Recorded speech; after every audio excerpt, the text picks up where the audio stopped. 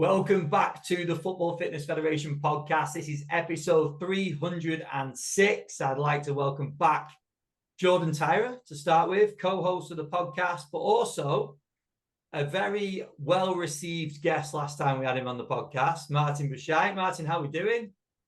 I'm doing super well, thank you, and good to see you guys, and yeah, good to see you both, definitely. Yeah, that's cool.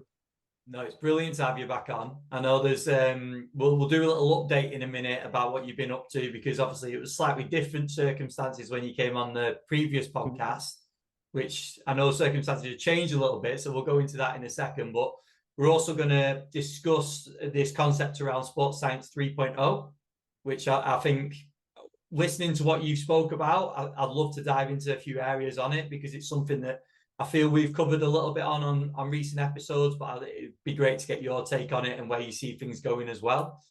But Martin, just last time we recorded was the 25th of October last year. So I know things have changed a little bit. What's been going on in that time? And I know you can obviously give an update on where you're at as well at the minute. Yes, yeah, sure. No, thanks for that. And maybe before I talk about me, because I'm going to talk a lot about me as always, 306 episodes. That's pretty cool number. Have you managed to get one episode every week? I think we've missed about 3 weeks altogether. So that's pretty consistent. So let me congratulate you first before we start, because that's a nice effort. So well done. Thank you. No, I've said this to probably on camera and off camera. It's so nice to see how receptive people are to come on the podcast and how gracious they are giving up time. And I've always said it's probably the case for Jordan now as well, but it's selfish on our part because we get to speak to people like yourself. So we're very grateful for any feedback that we get, and any praise like that. So thank you very much. Yes, and sorry, I kind of killed a bit your question and the flow of the start, but I really wanted to congratulate you, because it's important, the consistency, and you kind of building up not only the audience but the knowledge, and having this podcast as well for a bit more than 2 years now, or soon 2 years with Paul Lawson. I know the effort that it represents, so I think it's important also for the listeners to understand sometimes the pain it is for us, even though, as you said, it's always good information. I love doing my interviews as well, but to get guests on time and so on. So, but anyway, enough from that. It's great. So 306, well done, really. Thank you. So back to your question about what happened since the 26th of October. Of so much. And I have not listened to this episode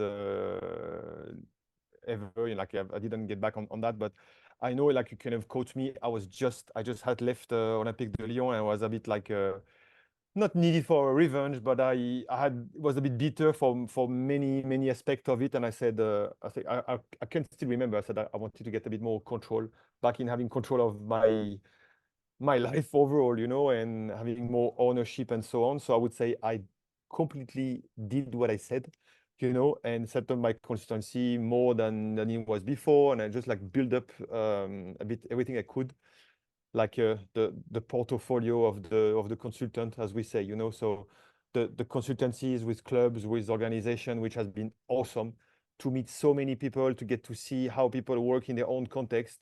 And I often feel very privileged to see, because of course, you don't do consultancy for free, so you get your fees for the work you delivered, but you get so much from those visits as well, to see how they work in their own context. So just that bit has been awesome, whether mainly football, but different places in Europe. I've been to Japan as well, I've been far, so that's been really good. And on the side of that, also to kind of, I cannot say secure, but make sure I have stuff coming on a regular basis. There's been a lot of conferences and workshops, and that's also something that I've developed, and now people knowing I was being aware that I was available, just got more and more bookings.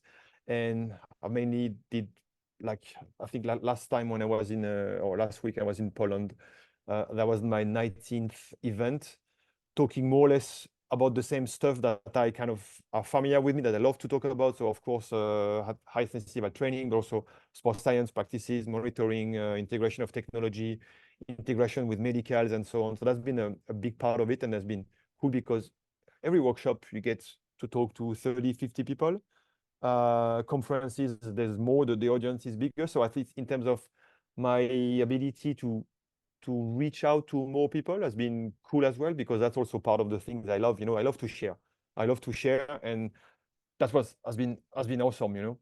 So I can't complain, and because there was not enough, keep working hard and developing what we do in the sport performance clinic I'm involved with in Spain, in Estepona.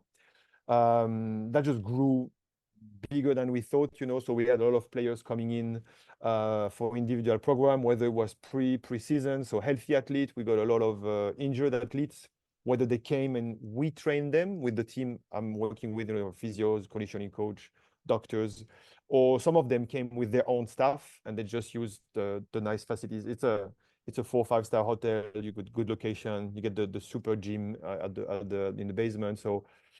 So that kept me busy when I was home, when I was not traveling, So and as I kind of keep always doing a bit of writing in between. So that's been my year, my year, not almost, but very, very busy, but enjoying it immensely.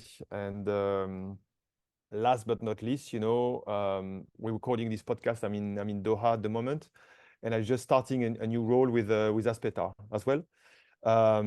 So managed to get the job organized in the fact that I will still be able to keep on doing those activities. I will have to choose, and of course I won't be able to do everything, but I will be several weeks, a month in Doha, in Aspetar.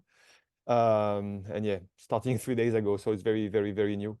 Don't have a proper job title yet, that's always a bit of a funny one.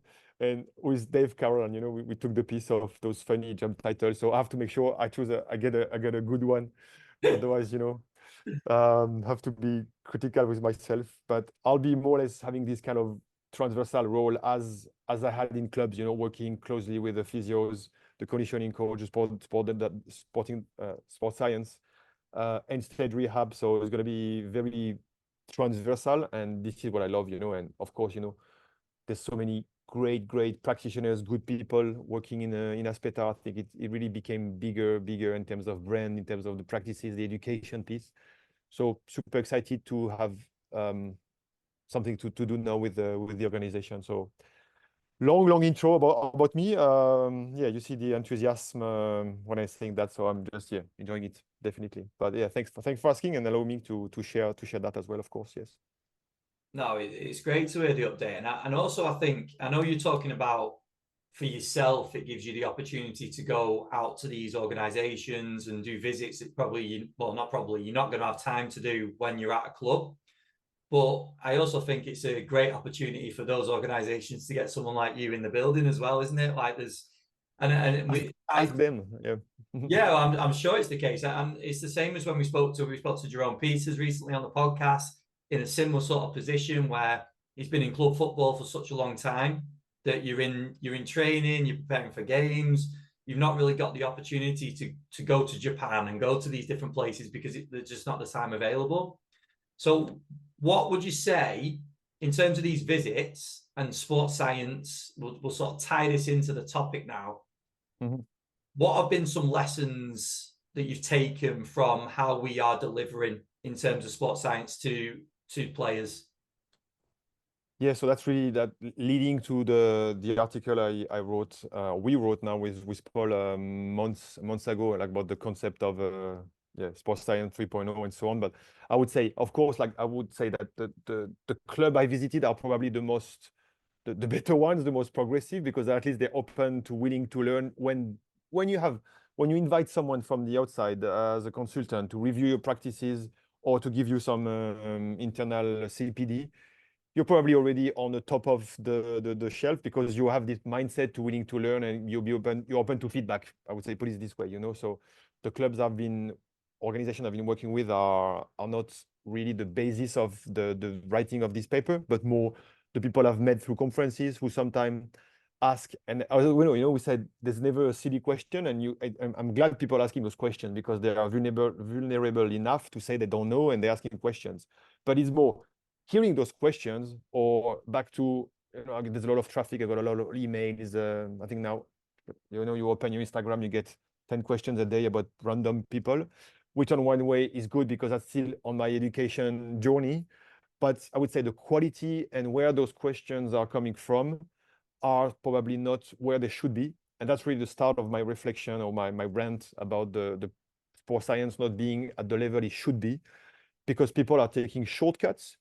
But it's shortcuts at all the levels, shortcuts in not willing to read the available literature, but they prefer asking me a question on Instagram than reading a paper that is freely available, for example. That's a shortcut as well, you know. Better ask Martin than to read, but also shortcuts in only reading what is recent, only reading the top of the iceberg, and forgetting what has been published. Not only, I'm not talking about what was published, like not talking about A.V. Hill and the physiology in the 90s, but stuff that's, and I take the example of my work because it's easy. I definitely don't want to be perceived as only talking about my work, but I mean, at least I know the perimeter of what have been done not in some very specific area, such as heat, such as use heat training, the hot temperature, such as with altitude, such as zone 2 training we discussed last time, you know. So these bits have been published a few years ago, maximum 10 years ago, and people looks like they haven't even heard about that, you know. So when it's only 5-10 years old and you don't even know about those topics, where have you lived? Where you went in the bottom of a cave, or you just looked at picture on Instagram? See what I mean? So this happens more and more.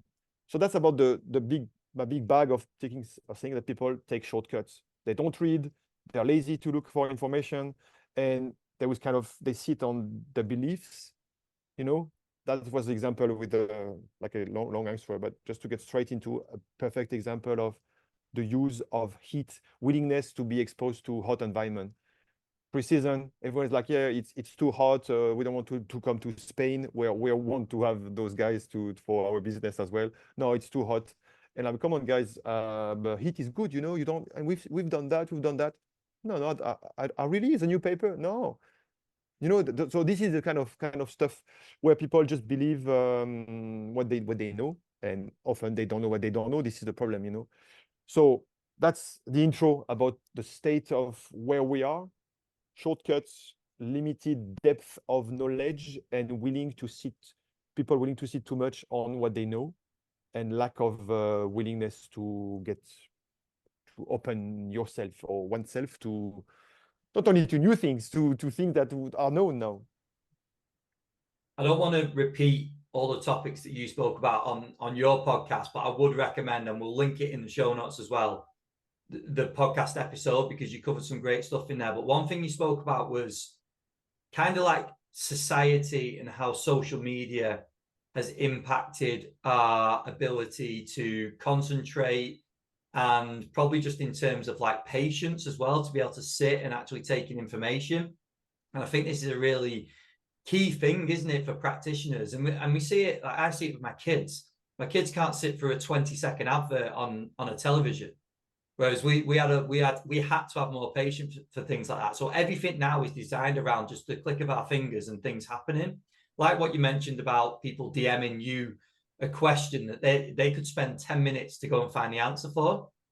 So with this, what's the answer to that in terms of I'm talking practitioners now.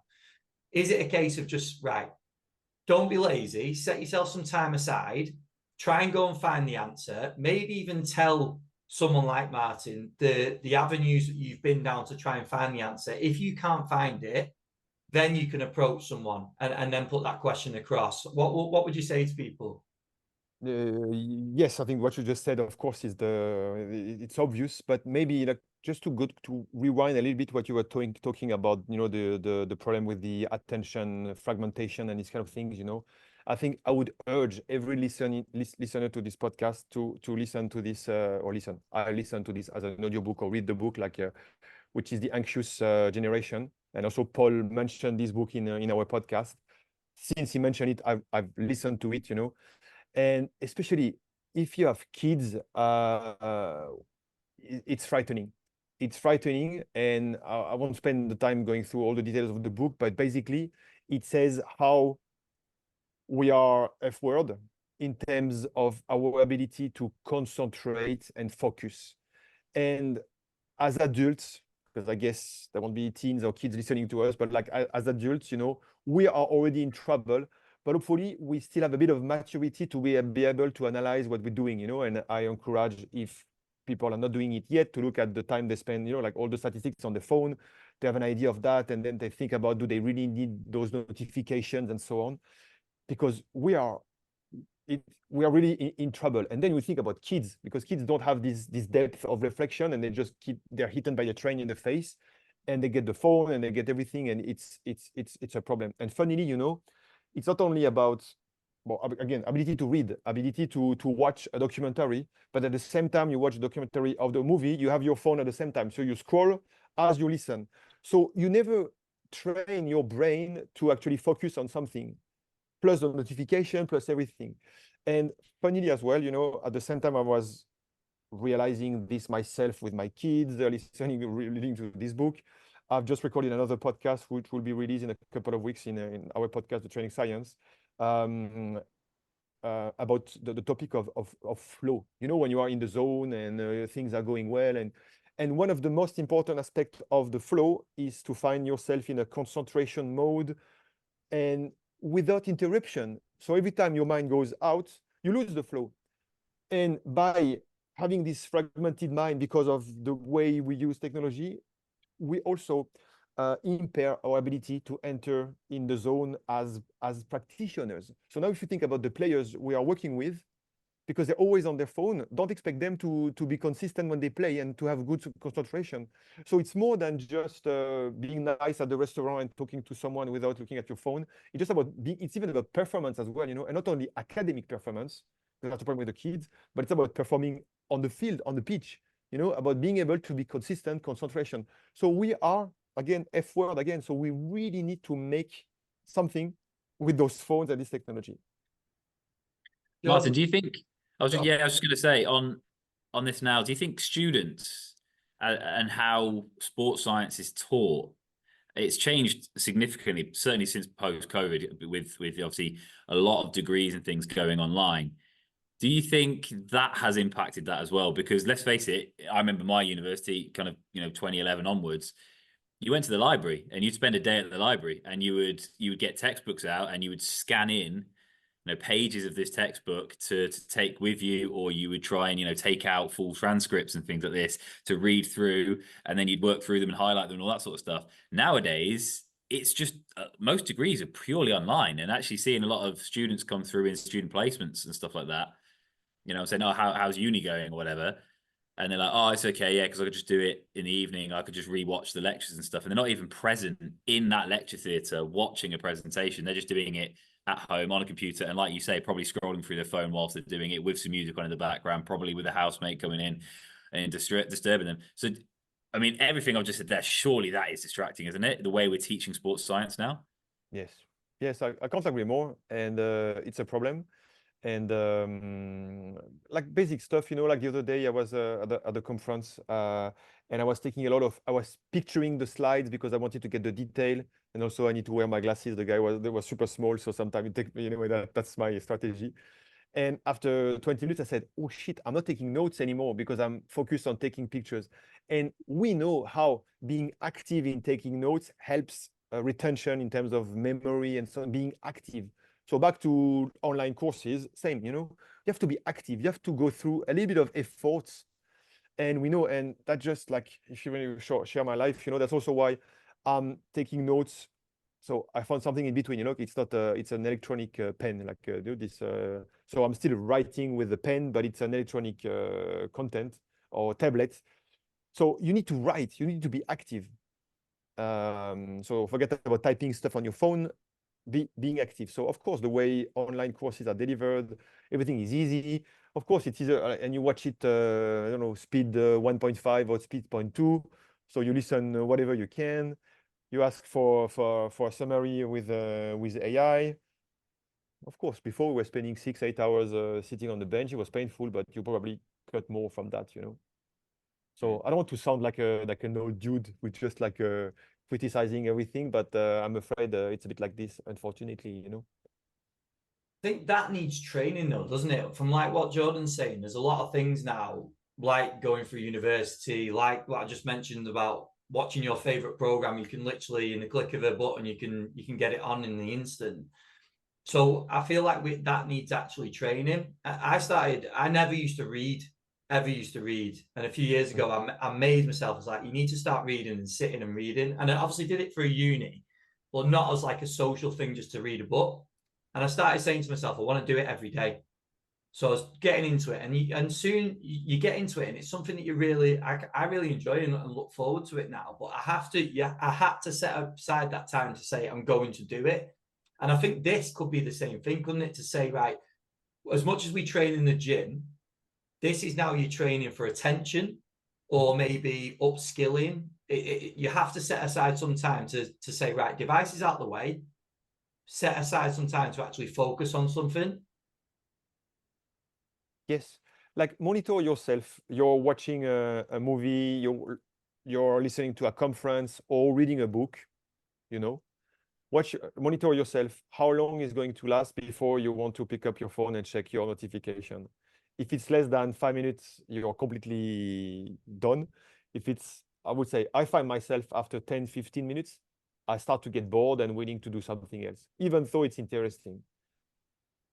And I have the awareness of that, you know, so I'm working on that, you know.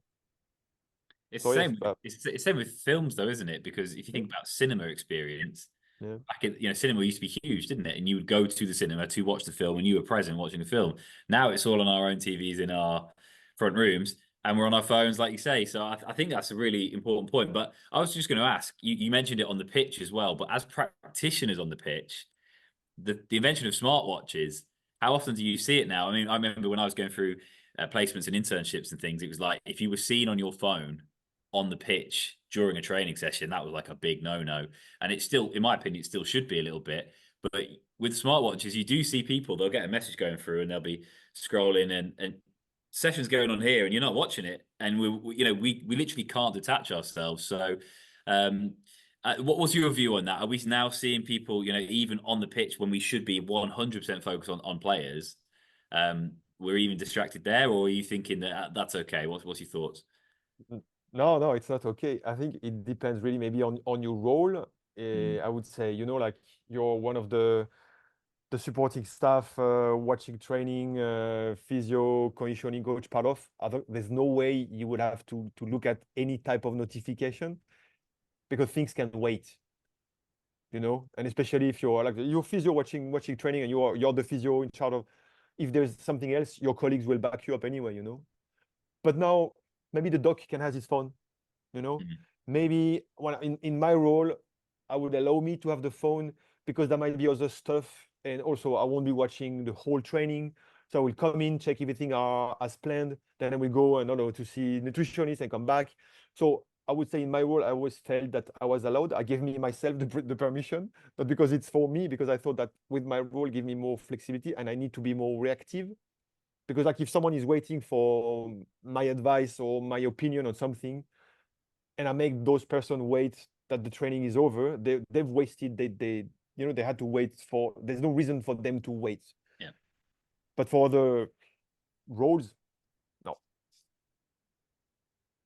And also, as always, lead by the example. So if you are after the players are saying, "Can you just drop your phone, please?" You can't do the same.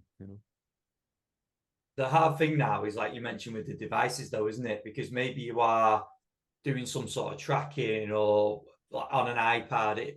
It's not always the case that they're going to be on the side of the pitch on TikTok or whatever it's going to be. So obviously that's a little bit different, but it's the same device, isn't it? I think that's part of the problem. Like Jordan mentioned with the watch, it could be, you could be tracking something, or you could be reading a text message from somebody that's got absolutely nothing to do with the training session or the club, which are two completely different things. So I think that's where it becomes hard, isn't it? Just differentiating. Is that the word? There you go. Yeah, that's the one. I told you mine, your English is better than mine. Between the two circumstances can be quite different, I think, and that's where it becomes hard. Totally agree. Yes.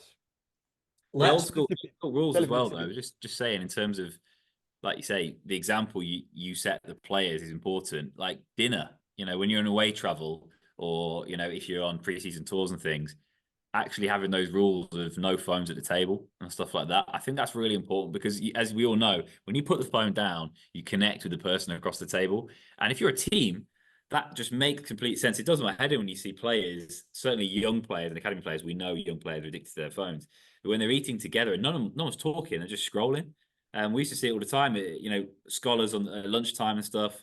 They've done the gym session, they've done training, and then they couldn't wait to get on their phones. And it's like, lads, don't worry. So when we actually started getting the lads to hand the phones in and they couldn't get it back until the end of the day, team interaction went through the roof. So it's a no-brainer, isn't it? But I know it's a hard thing to try and enforce sometimes. But how do you view that, Martin, in terms of first team players versus academy players? Are older first team players a bit more open to it, or is it the same?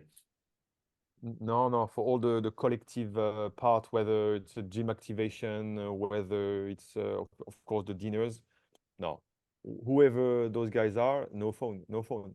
I had so many fights. I have so many fights with players with this, and I just, as we're speaking, I think about all my previous colleagues who are even more in direct contact with players all the time, and it's always been very difficult, So I think it's, as always, like you chose your battle. So maybe there's some days the activation is more by groups or individual, can't fight, But now when we have these 20 minutes all together, and my good friend Gilles Oriols even had buckets, at the end of the gym, he was coming to collect the phone with his bucket, Why not, whatever you find out, but no, it's compulsory. But again, it's I think it's funny because the discussion drifts a bit really around that, but I think it's really important that we have awareness ourselves as professionals, so that then we can start to educate and raise awareness to others, But as everything, it starts with us. It starts with us. And I see a lot of my colleagues, they're terrible. They're terrible and are not always good, So it's we need to make sure that there is awareness across the board, and this is something is going to kill us anyway. Hopefully, we minimize the magnitude of the harm, I would say. The reverse of that, the sort of other side of that, is something that we'll get into now, because that's where sports science especially has developed and allowed. We've talked about tracking and having these devices and things like that. That's obviously something that we didn't have access to a few years ago. And you spoke about this concept of sports science 3.0, but there's also the 2.0 and the 1.0 as well. So I'm going to give a bit of a definition of what I see as what you're saying in terms of the introduction to sports science as being the 1.0, where things will start to get moving around sports science, first few opportunities. The 2.0 is where you start to bring in more testing, more monitoring, maybe more technology as well. Is there anything else in terms of the layers to add on to that before we talk about what 3.0 looks like? Maybe just precision. I would say the sports science 1.0 is already better than just training programs and the Russian back in the days. We're trying to understand the science behind training, the concept of recovery, the concept of overload, and so on. So there is some science. Why 6 reps and not 3 reps? Because it's so there's some science, but applied to the principles. And then with also retrospective analysis, having workbooks when you understand what worked, what did not work. So this is the applied science to make the training principle a bit more scientific in a way, which is super cool, which is super good. And then, as you said, the point 2 is just more technology, more stuff. And this is at the start a genuine effort to improve the sports science 1.0, because it gives you more tool to understand what you're doing. And I would say the first steps would be I need to understand how I recover. Okay, now before we just had the wellness, now we measure the leg stiffness, we measure soreness, we measure heart rate variability, we measure blood. This is at the start a very good improvement in understanding response to training, because now we have tools. But when it drifted is when there are so much variables, there's so much technology that we forget completely the framework initially. So now, and I'll keep always using this example because that's the one that kind of piss me out the best is when people use some markers, some metrics, but at the wrong place. So now people are telling me that heart rate variability is a measure of training load. Of course not. You know, load is about the work done. Heart rate variability, you take that in the morning, it's about how you recovered from that load, you know? So that's the best example, and I've heard that every second day. The conference I was last week, creatine kinase was also a measure of load. I'm sorry, no, again, it's how your body responds the day after or whatever after, you know, so it's about putting things into perspective, context, not concepts first, you know, what is load, internal, external, what are the response to that load? I mean, because again, when I said the heart rate response during exercise, it's a measure of load, but I'm talking something that is acute, that is during, you know. The response to load, we refer to what happens the next day, the next week. Are you getting tired? Are you improving your fitness? You know, so people have forgotten that. And they just go first tools, first technology, whatever you put them. So a lot of the stuff that I've been presenting recently, workshops or a conference, is bringing back the framework, the old Carl Foster, Aaron Kutz 2000. Say, hey guys, again, we are not reinventing the wheel. I'm just resurfacing stuff that should be at the basic of everything.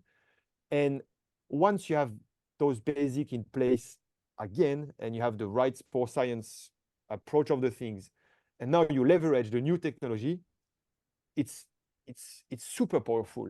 And that's hopefully what is going to be 3.0, because we keep the right principles, but we add we're clever the way we use the technology and leverage now even AI, of course. We can be better than we ever been, you know. But that's where the challenge is now.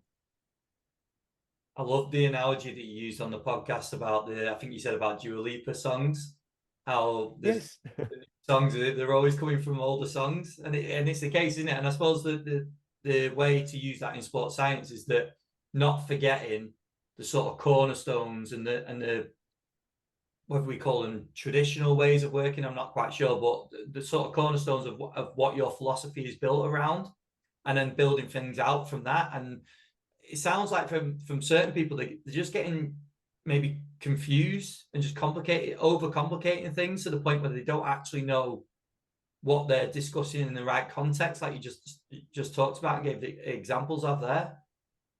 Yes. Yeah, completely.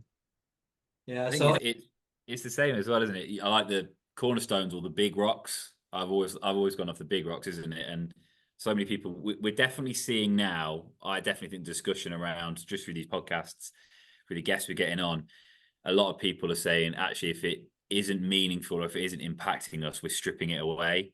So that's obviously what Martin's going to go into, I'm sure, with the 3.0. But I think as a cohort, I like to think we're smart enough to realize actually we might have overcooked it a little bit here. We've gone way too heavy in the technology. And I think just an example I will give is that sometimes, you know, just because another club does something doesn't mean you have to. Or just because another setup does something, you have. An example I will give is a previous club I was at. We only trained in the evenings with these age groups, and we literally saw them about half an hour before training would start. So you had such a small window to make sure everyone's okay, get them ready, wellnesses, and all this sort of stuff. And somebody who was in a national setup wanted to try and bring in kind of hydration testing and urine sampling. And I had someone go, I've got half an hour from when I see them when they walk in the building, from when I'm warming them up on the pitch, and you want me to try and hydration test in between that time. And if then they're dehydrated, try and make a meaningful change before they're going to start training. It just doesn't work. But because a national setup on national camps where they had players for 2 or 3 weeks at a time was hydration testing them first thing in the morning before they'd even eaten breakfast, they thought, oh, I can bring that in and apply it to my evening training model at a club. And again, you sat there going, just common sense would dictate that won't work. But it's one of those things, isn't it, where, oh, they do it, so we must do it. And it's like, no. Big rocks, what works for your players, what works for your setup, what are the cornerstones that you believe in, and then push that out to your players and then make sure it tries to work. But enough from me. Martin, Sports Science 3.0, go on, what is it? No, good. But I think what you just said is what we call overlooking the context. Yeah. As simple as that. And that's Sports Science 2.0 at the extreme, because we have those tools and because it looks like it's going to save the world to look at hydration, we do it, So yeah, just can't agree more. But it's the importance is the understanding of that, isn't it? Because okay, we've got hydration testing we could do, and this is why we're doing it, and this is how we do it.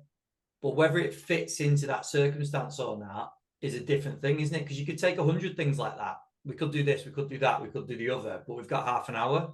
So what is it actually? What are we going to go with? What's the actual structure of that session? What's it going to look like? And I think that's the real key, isn't it? And that's what would be great to hear your thoughts on that. And it's just in terms of this can be very confusing, I think, for coaches because we've now got a lot of information out there, a lot of things that other clubs are doing that we're seeing, which is great. But how do we decide what works in our context and what doesn't? Is it a case of trying things and then pulling it out and just dropping the ego and saying, right, I'll try it. If it doesn't work, we'll take it out.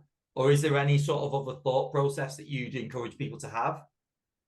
Yeah, that's a super good question. And I would say that's probably a big part of my role when I come into an organization is to look at the practices that are in place and to have this discussion and this review process or whether it's worth keeping doing it or not, and what are the stuff that they are not doing, but they could actually do, and I would add to the program.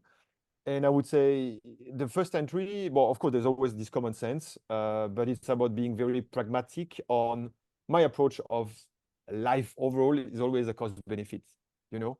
So, yeah, we want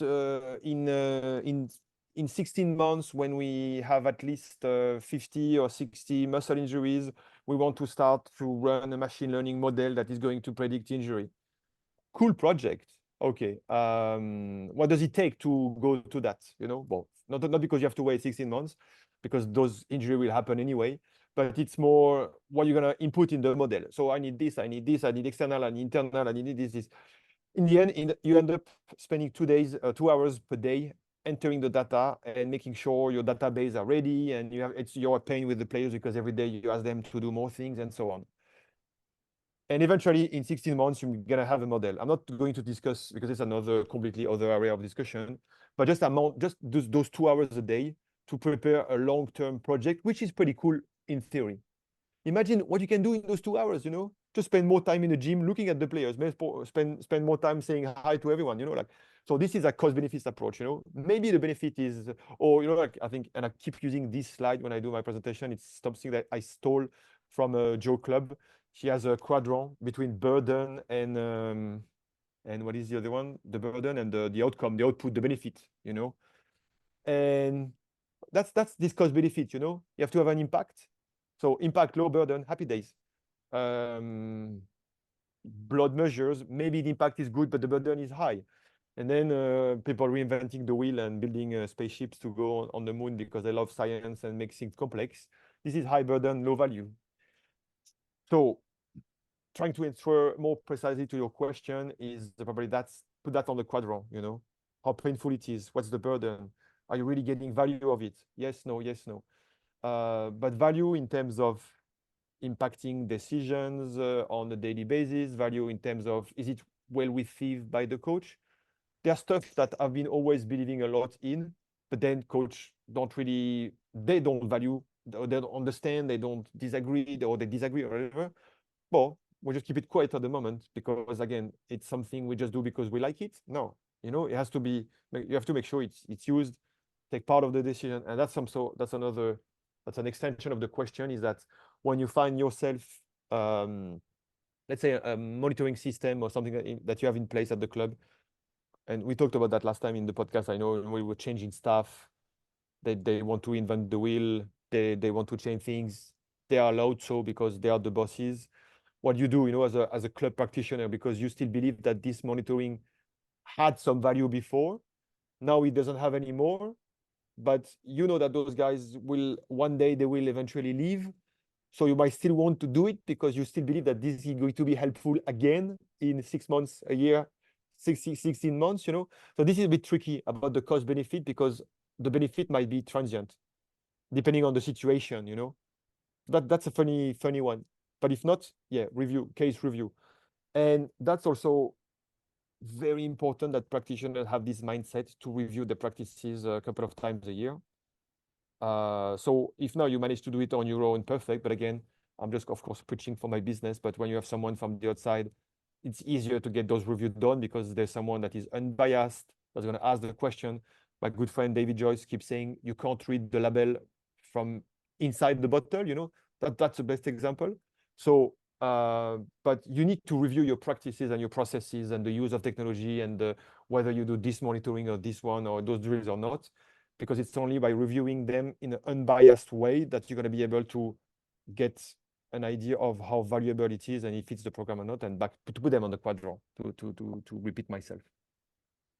I love that. I love that feedback because I think that the importance of having someone unbiased and also sort of neutral in terms of not being attached to the club, or even knowing practitioners within the club maybe as well, and just literally looking at it from a perspective of, right, this is the issue we're trying to solve.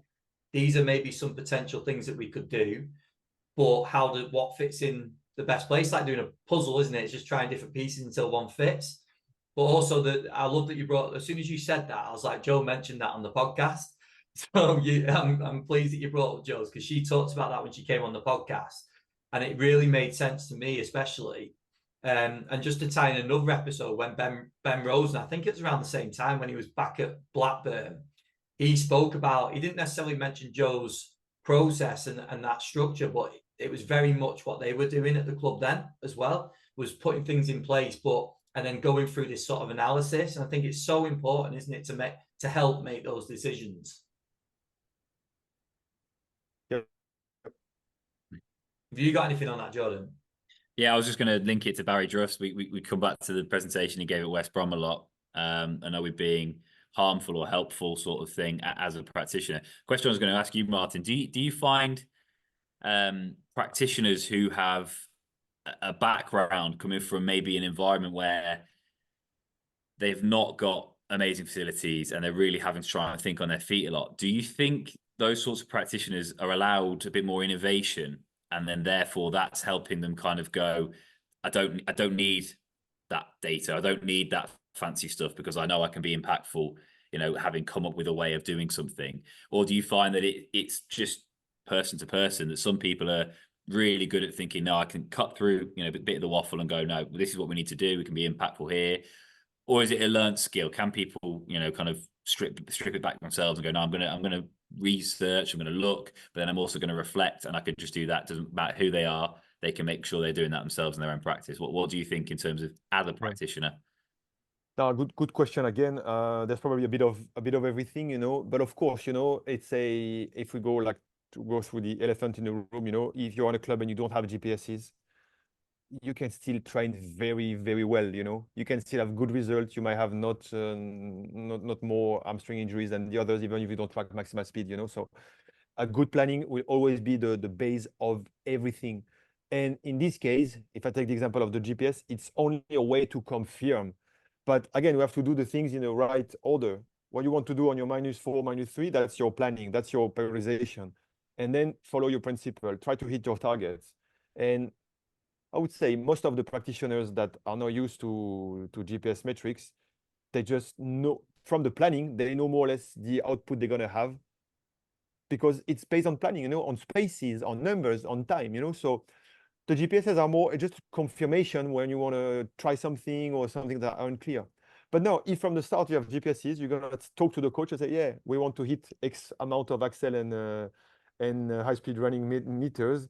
And what else than WTF we said the coach, you know, like, do you talk to a coach saying we need to hit?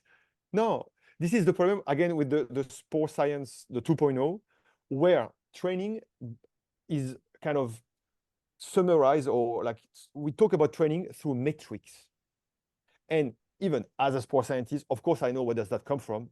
But when I'm asking, what is the plan today of the training? And you say, and I get a number, I'm like, no, sorry. I'm not asking about the response of the training or the load of what is the training about? We're going to do a building up. We're going to do transition. Thank you. This is training first, you know? And now if transition comes with 300 or 600 meters of high speed, maybe we can have a chat about that, because we want to do it to do more or less. But don't tell me that the training is high speed running, you know? And this is the example where when you're a bit, let's say, you are spoiled with technology on these kind of things, you start to think sports science first and training after, and don't expect to have the respect. Don't expect to have the respect from coaches if you start like that. You know. It's a brilliant point. Really, really, really good point. I think it's hopefully this is getting people thinking and just maybe thinking about the approach that they're taking as well. And take some of the things that we've said, like getting someone in like yourself to have a look at the program and feedback on the program, because I think that's so valuable. But that does come with a shift of ego, doesn't it? To get someone in, like you mentioned, the clubs that do that, the progressive clubs, the progressive practitioners that actually want to improve the program, that you have to be in the right sort of mind space and environment to do that, I think, don't you? Yeah. Yes, and fair enough. I mean, there's what's the expression? You need a bit of everything and everyone to make a world, you know. So there's always gonna be people who there's always gonna be people who think they know enough, you know. But yes, you have to keep this idea that, and even everything that worked once, you will repeat the same next season, and that won't work, you know. So you have to keep an eye on those reviewing those process and understanding and being open, and humility is more than key, you know. We were speaking about this in the community WhatsApp group recently in terms of environments where you can check and challenge each other. And we were obviously speaking about this on the last podcast with Aaron at Bournemouth, who I work with myself. And do you think those environments, like I completely agree, the environments which are trying to reflect and probably getting people like yourself in, or, you know, trying to get external CPD done, they're already probably in that reflective phase. Is there a way, if you're in an environment where it's not like that, you can get yourself out of a rut? What would be your advice? So if you let's take a head of performance, for example, or a lead sports scientist, and you feel like you're in a department where it's just ticking along, getting through training, getting through match day, recover next week, and you actually look at the program and you go, it's been the same for the last 3-4 seasons. What would be your advice to then go, let's push it now. Let's push the boundaries. We've got a good program. It's a solid program. Foundations are all there, but can we go one more? What would you say? Reach out to people like yourself. Is it internal CPD, external CPD? What's the first stage? Yeah, that's I've been into this situation. That's why you hear me laugh a little bit. You find quickly yourself pretty alone in this case, you know, and that was even a part of a lot of stories that I told myself, or I use like I borrow some names, not to tell all the stories myself, in the ego book I wrote now back in soon 3 years now, of stuff that colleagues have told me. Like I don't need to get to this CPD because I know already, or I don't even want to hear your opinion because it's a waste of time. I have better things to do. You know, when you work with people who are able to say that at this level, I don't think you've lost the battle already, you know. But I always keep saying that there's kind of three types of people. I don't want to simplify things, but there are those dickheads, you know, so forget about them. There are people that are already on board, so fine, and there are the people in the middle, you know. So I'm always focusing on the ones in the middle and try to find a way you can bring those in the middle with the good ones, you know. So at least you are two on three, and then things can move on, you know. And you isolate the one who don't need anyone, and because they're gonna be alone at some stage, they're gonna have to follow the flow, maybe, hopefully. So back to your question about trying to make things change, you know, like that's a bit of cliche what I'm going to say, you know, but of course you have to acknowledge what's going well, you know. And it's baby steps. It's very, but I think, you know, the more, and that's some stuff that I'm looking for the exact the author behind that. It's a very good book. It's called Radical Candor. Radical Candor. Okay, so you know, so Kim something. Sorry about that. If you get it through your desk, help me, Ben. Look at that. Look at that. Yes, Kim Scott. I was not too bad, you know.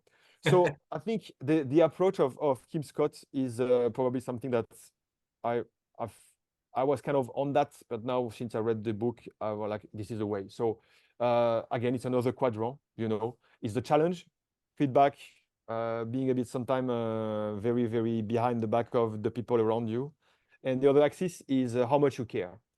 and like you're not caring much about your colleagues or the environment, and you just give feedback and negative feedback, you're going to have a problem.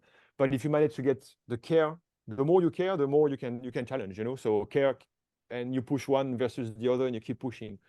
So I think that's the best approach, that people understand that if you challenge, it's because you care about themselves, because you care about the program, blah blah blah, and then you can challenge slowly.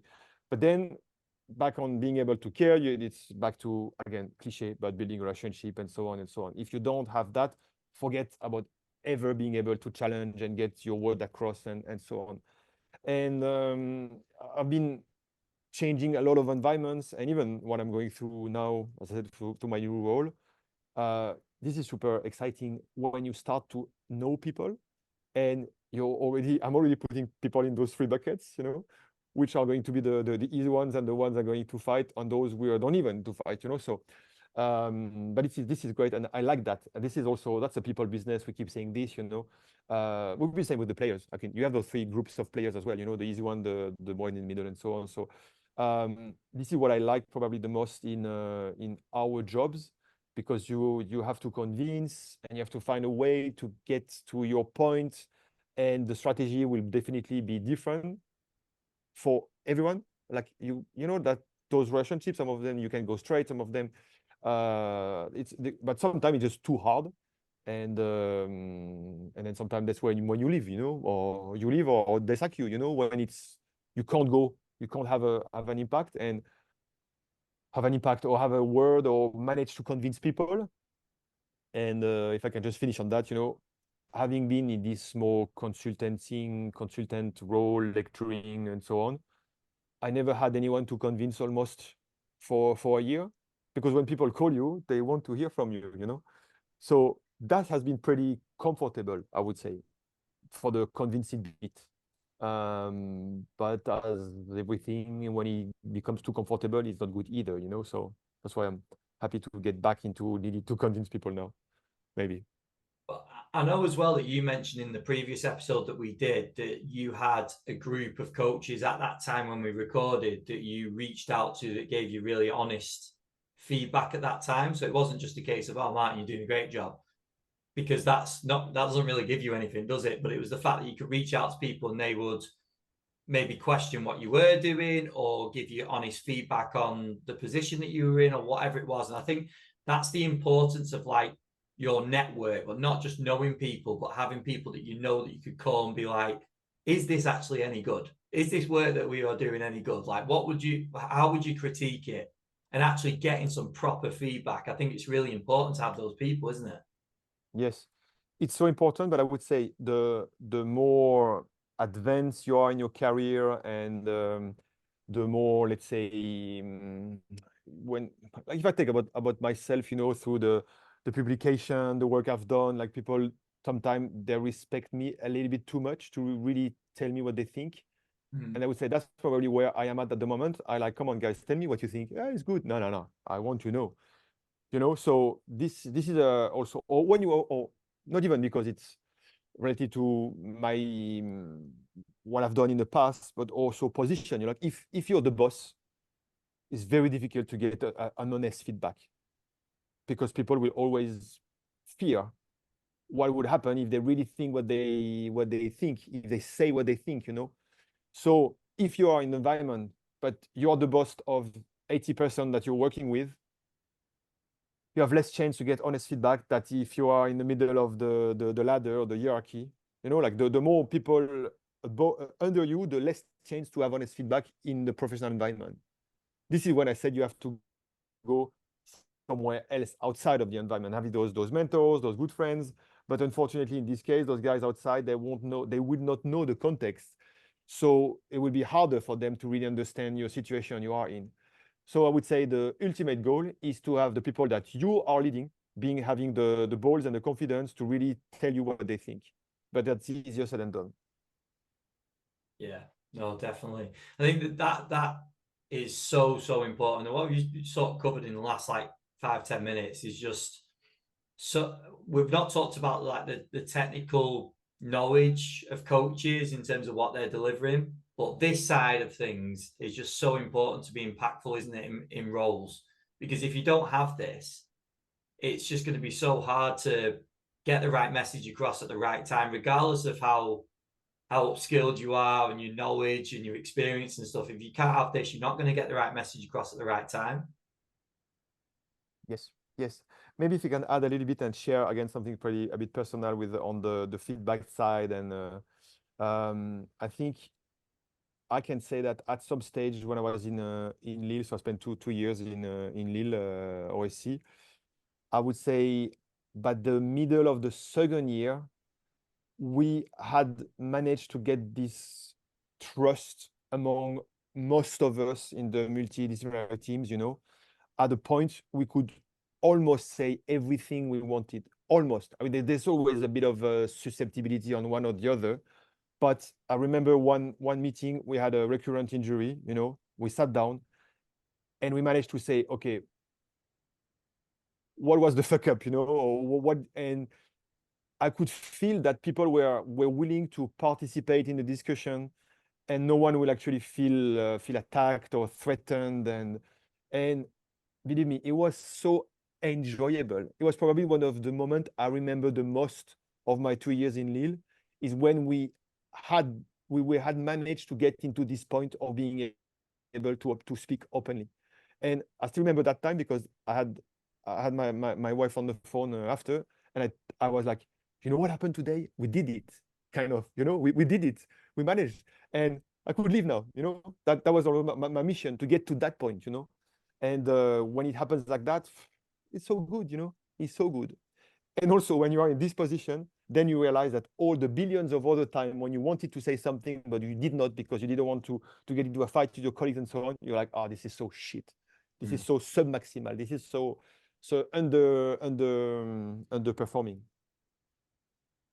It's so true. So true. But I think with obviously Jordan will have experiences of probably both sides as well, in terms of being in that environment to challenge, and an environment where you don't feel like you can. Darcy obviously referenced it in the 300th episode around this trust equation and building trust and the time it takes and the things that have to go into it. But it's so important, that, isn't it, Jordan, in terms of that environment.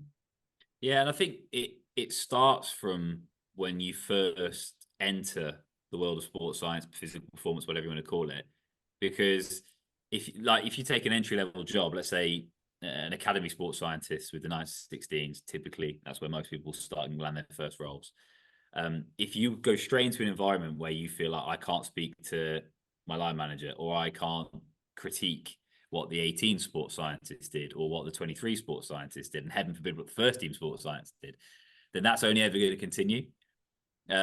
But hopefully, through exactly what Martin was saying there, if you can understand that one day you might be in a role where you are head of physical performance, you know, leading a department, a multidisciplinary department, etc. If you can put your ego to one side and be open enough to go on, then let's have some feedback of the program. Where is the program right now? Where can we improve? Where can we, you know, knuckle down and go, that is really good, we'll keep that, but this bit can be better. Then it never changes. It never changes. And then, you know, if you can actually get that environment, again, proper hard to do that. And Martin was touching upon that and how difficult it is. But that moment, Martin, when you were saying, like, we literally felt like we could speak openly, the image came into my head was that everyone's probably just put their egos to one side and go, I value everyone in this room equally. We're all peers here, and we're all here for the right reasons, for here to try and develop players. No one's trying to get one over on the other one. No one's trying to go, I was right, you were wrong. And it's just literally, can we get the players better, back to the pitch, whatever it might be. So is it an ego thing? Is it just experience thing of knowing how to manage people and managing a room of people, or is it just something that you develop over time, just through being in the room or every day sort of thing? What do you think? On this specific moment, I don't think it's too much the ego. It's more, of course, the trust that if you say something, it's not going to be used against you later on. You know, these kind of things. Yeah. And it's about understanding, as you said as well, that the discussion is worth, even though it won't be highly comfortable, maybe for some of them, but we're not doing that for us, we're doing that for them, you know. So it's more about that feeling that there's something above us, you know, and also having understood that those moments make this work special. So again, you know, like you're going a little bit backwards in terms of your own self-confidence, and you kiss yourself a little bit less at that moment. But the phone call I gave to my wife after was worth being vulnerable an hour before. You know, so it's the where's the motivation, like if it's really right in the moment or later on, you know. But of course you build that. Of course you have to build this, you know. And this is why it's funny, because talk about sports science 3.0. This is not sports science at all, but it's kind of, you know, but this is why, back to the reading, back to opening ourselves. So I'm glad, you know, Ben, you've read Radical Candor, for example, you know, but you can go back to the stuff like on philosophy from the 19th, even from the Stone Age. They were already writing those stuff, you know. I don't know how much that this has been translated into English language, because I think I've read it in Spanish because it's a Spanish author. No, I'm going to forget the name of it's like the four principles, and it's about having no gossip, having self-confidence, is having no judgment, you know, basic stuff written, I don't know, in the before the first millennium by the Mexican guys. I'm pitching the book. I even forgot the name. But what they're doing back at that time, when they didn't have a car, and of course not the cell phones, they knew it was better not to judge people. It's okay not to say anything. Don't gossip, and trust in yourself, kind of, you know. Apply that. So I'm not talking about the papers published in 1920, but those books are the basic principle of how to behave in community, or even to become a better person as a dad, as a husband, or whatever, you know. It's the same. So that's more important if you want to be successful in your job than high-speed running. You know? It comes full circle, this, doesn't it? We spoke about attention, sort of patience, in terms of setting aside time to actually have the skill to read and research and things like that. And that's exactly what you're talking about there. And it's not just, it's obviously it's good to stay up with research and the rest of it, but there's so much out there in terms of what you could go back and read, and books, I think, like you've just mentioned there, it doesn't have to be anything necessarily to do with sports science. You can apply things like Radical Candor. When you were talking as well, I don't know if I've got it down here. Oh, I have got it down here. There's another one by Chris Voss, who's a negotiator, an FBI negotiator. Yes. Brilliant, because it talks about, obviously he's talking to terrorists and people, but how do we have a discussion with someone? How can we, in an intense environment, how can we sort of calm things down and have a discussion? I think these are all the skills, aren't they, that we need? And it's so important. So don't just look at sports science or strength conditioning resources. There's so much more out there. Yes, please. As you were speaking, I got the name of that book in Spanish, Los Cuatro Acuerdos. Al final, it would be something like the four acuerdos, the four agreements, something like that. Okay. Google that. The four agreements. Again, originally published in Spanish, Los Cuatro Acuerdos. I don't know when was that published, but a while ago. But yeah, on that. Yes. That sounds really good. I've just hit over a year on Duolingo Spanish, so I reckon I can read the whole thing in Spanish now. Well, do it, because it's no, of course it's a short read. It's a very short read, and that's probably one of the first book I've read in Spanish as well, as a way to get I won't be able to do. I'll give it a go. I'll give it a go. Well, Jordan's just agreed for episode 307. Jordan's going to read the book and recite all his takeaways from it. So you'll look forward to that one next week. Yeah. Brilliant. Now, Martin, that has been incredible. I know you've got some food that's going to be arriving any time, so I don't want to disturb your meal, but I really do appreciate you coming on, because it's a little bit of a different episode today. But I think from listening to the podcast that you did, I took a hell of a lot away from that, and we'll reference that in the show notes as well, because we've covered some of the topics, but there's a lot of others that you covered in that as well. So I recommend people to go and listen to that. But hopefully this has got people thinking again, just in terms of how they currently operate and the things that they're doing on a day-to-day basis, and just critiquing it a little bit, because I think that's always going to be a positive. So Martin, I really appreciate your time. Do you want to leave the listeners with anything in terms of where to go to sort of follow, keep up with your work? Is there anywhere in particular? Yes, of course. There's my website, which is kind of the hub where there is everything I'm doing, and also especially every time I'm publishing a paper or writing a blog post, it's always reference on that. So now I've been running this website, I think, since 2004, so maybe 20 years now. So there's a bit of information on that, So that's kind of the go-to resource, and then yeah, social media. I can say, interestingly, I've almost dropped Twitter X now, just because every time I scroll, there's stuff that I did not request that is showing up. So I'm a bit, before I was heavy on that a few years ago. I completely dropped it. I enjoy more and more LinkedIn for more the academic side of the things. And of course, Insta is always cool because you get more visual content. So I'm trying to limit my time, as you understand, my scrolling time, but I'm still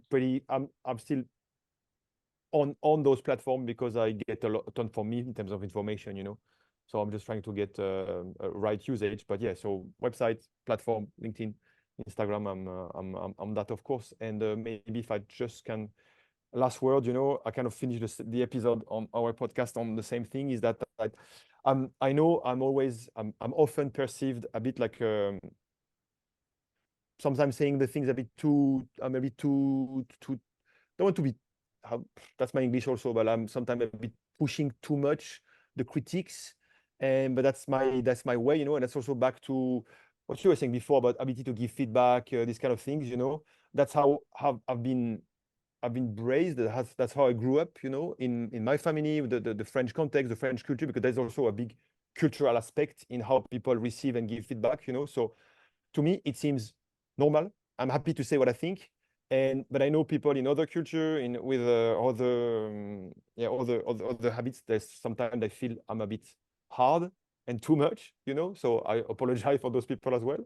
But it comes from a good place. That's what I mean, Not just saying that I know everything, It's just like I believe I'm helping to move the needle forward with this kind of critical approach. But it's coming from a good place. That I really want to always emphasize on that, and that's my new astronaut with the heart. Long story behind that, but you're gonna need to listen to our episode about the whole story about the astronaut and the heart. But I put the heart everywhere. That's the care. That's the axis about the care. I care. That's why I'm challenging people. Just on that though, I think that anyone that does challenge you, if you just let things slide when you see people maybe acting in a certain way or delivering something in a certain way, and you jump in on it, then I think that shows the sign that you actually care. And I think that they're the people that you want to sort of surround yourself by, not people that are just going to be negative all the time, because we can see people like that as well, but people that are actually critical with experience, that are trying to help you out. I think you can tell the difference. So Martin, I really appreciate you coming on. It's been great to catch up. Thank you very much for giving up your time. I hope you have a lovely meal. And yeah, we'll catch up soon. Awesome. Thanks for having me. Thanks for having me, guys. It's been a pleasure, and yeah, looking forward for the catching up and other circumstances. Maybe in person. That I think that should be the next step to see you both. Anyway, thanks again, guys. Thanks for having me, Mr. Tyra. It was great to have Martin back on. I think very different episode in terms of the topics we covered in that one from his last one. Yeah. But yeah, listening to the recent podcast that he did and then expanding on some of the topics, they're so important, aren't they, in terms of the sort of soft skills and the things that he's mentioned. And he's given as well some practical things that people can go and do as well. Yeah, and I think we actually just reflect on it there. We actually covered a lot of basic. Yeah, I know we finished very heavily on the soft skills, but we did start off talking about, GPS and if you actually combine his previous one in terms of the zone 2 work with the soft skills there, you've got you've got a hell of a good listen on your hands. So if you've got long journeys, put those two back to back. That could be quite a good one. But no, you can listen to Martin speak for a long, long time. Obviously, he's highly experienced, and I think really interestingly, and you asked the question as soon as he was talking about his travels and being, in different environments and asking, people how they do it in different cultures and things. That was the first question which came to my mind: is what takeaways have you got from elsewhere?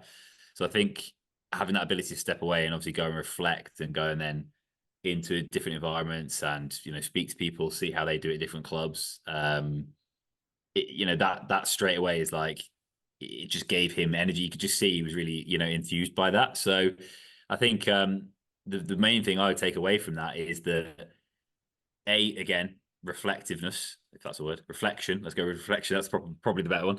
On your practice as a whole, as a department, whatever, is very, very important. And actually critiquing it from maybe an external source, just so you're not, rubbing each other's backs, going, "Oh, look at a great job we're doing." I think was came through really, really strongly there. But like we spoke about with the big rocks or the cornerstones and things like that, and how the technology, Sports Science 2.0, is essentially just validating what we already kind of know. Like you were saying, that if you don't have GPS, you can still run a really good training session.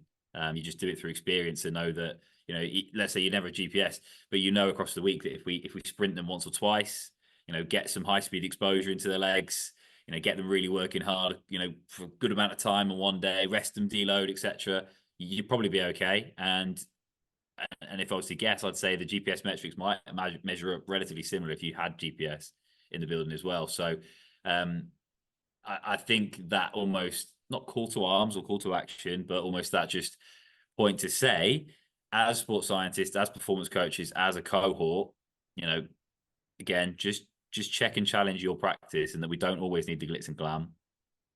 Remember the big rocks, remember the cornerstones and the foundations, but remember the bits which underpin sports science, and then build on top of it. So again, I think a young practitioner, that is gold dust, everything in there. Probably a lot to pick through, though. That's probably one you could listen back a couple of times and take something new every time you listen to it. That's certainly what I'm doing. So I'm going to be doing that for the next couple of days, I think. You say the young practitioner, but I think it's across the board on this one as well. I think the really interesting bit is the attention side of things, because this is really tough. And I think we all related to it when we were talking about it, especially in terms of watching things on telly or just anything. Like, you've got a device next to you that's constantly got things popping up on, and to actually have that attention and go away and research things rather than just search on Twitter or whatever it is, because we've got things that are so easily accessible now. We get lazy, don't we? Yeah. Whereas there's so many resources out there that, like what he was mentioning about questions on social media, that's a great thing about social media, is you can reach out to someone like Martin, ask a question, and he said before, there's no stupid questions, so you can ask questions, and he's definitely going to be someone that would help you at the right time. But if that's the first thing you've done, and you're asking a question that's available on his website, the answer, or it's available on his social media, that's just pure laziness. Go and research it first, go and have a look. And if you can't find that answer, give the context around the sort of thing that you're looking for, what you're struggling with. And then I'm sure someone like Martin will help you out. But we just get to this point where I need to know whatever it is about this drill. I'll just send them a message straight away, rather than actually doing some digging. And you made the great point about the library. The libraries are, I actually take my boys, or taking my boys into a library a few times. They are dead now. There's no one in them. No one goes into them and reads or anything anymore, just because they're listening on audio books or Kindles or whatever. So people don't sit and read.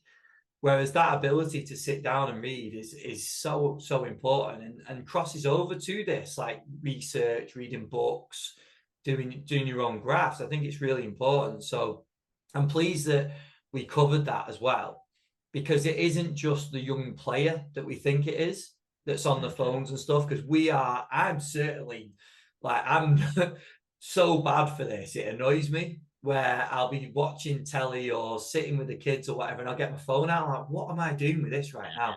There's no need for me to have it, but just because it's there, I'm on it. So it's something we all need to improve on, but I think it was an important topic to cover. Yeah, no, 100%, and it's so true, isn't it?